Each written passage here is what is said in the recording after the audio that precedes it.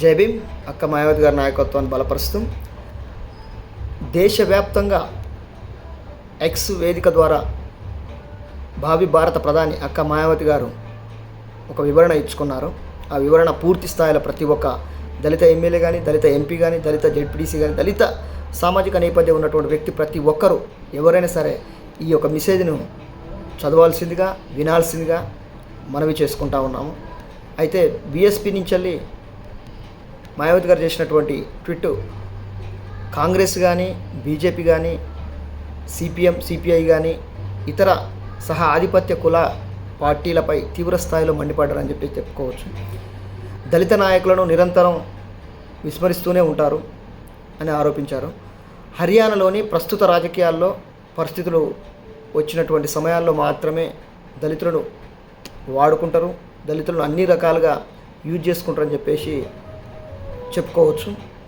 అన్ని రాష్ట్రాల్లో, ఒక హర్యానా రాష్ట్రంలోనే కాదు, అధికారంలోకి వచ్చినప్పుడు మాత్రం ఎలాంటి ఆలోచన కూడా చేయరని చెప్పేసి ఆ వర్గాల మీద కానీ, ఆ నాయకుల మీద కానీ చెప్పేసి చెప్పుకుంటూ వచ్చారు. పూర్తి స్థాయిలో ఆమె తీవ్ర ఆగ్రహం కూడా వ్యక్తం చేశారు. ప్రస్తుతం హర్యానాలో కాంగ్రెస్ నేత కుమారి శైలజా మీద సొంత పార్టీ నేతలే కులోన్మాద వ్యాఖ్యలు చేయడంపై మాయావతి తీవ్ర స్థాయిలో మండిపడ్డారని చెప్పేసి, ముఖ్యంగా కాంగ్రెస్, బీజేపీ సహా ఇతర కులతత్వ పార్టీలు తమ గడ్డు పరిస్థితుల్లోనే ముఖ్యమంత్రి కానీ, దళితులకు ఎమ్మెల్యే, ఎంపీ టికెట్లు ఇస్తామని చెప్పేసి, పార్టీలో కీలక పదవులు ఇస్తామని చెప్పేసి మభ్యపెడతారని చెప్పేసి దేశంలో ఇప్పటి వరకు జరిగినటువంటి రాజకీయాల్లో అలాంటి మార్పులు కానీ, పరిణామాలు కానీ పూర్తి స్థాయిలో రుజువు చేస్తూ ఉన్నాయి.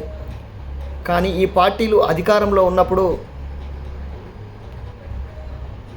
ఒక తీరు, అధికారంలో లేనప్పుడు ఒక తీరు అని చెప్పేసి చెప్పుకోవడం జరిగింది.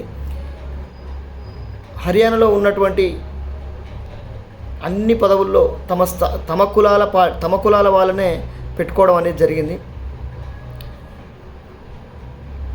ఈ పదవులు అవమానానికి గురవుతున్న దళిత నాయకులు తమ మెస్సయ బాబాసాహెబ్ అంబేద్కర్ గారి స్ఫూర్తిని తీసుకొని అలాంటి పార్టీలకు దూరంగా ఉండాలని చెప్పేసి, తమ సమాజాన్ని అలాంటి పార్టీలకు దూరంగా ఉంచేందుకు తమ పోరాటాన్ని కొనసాగించాలని చెప్పేసి అక్క మాయావతి గారు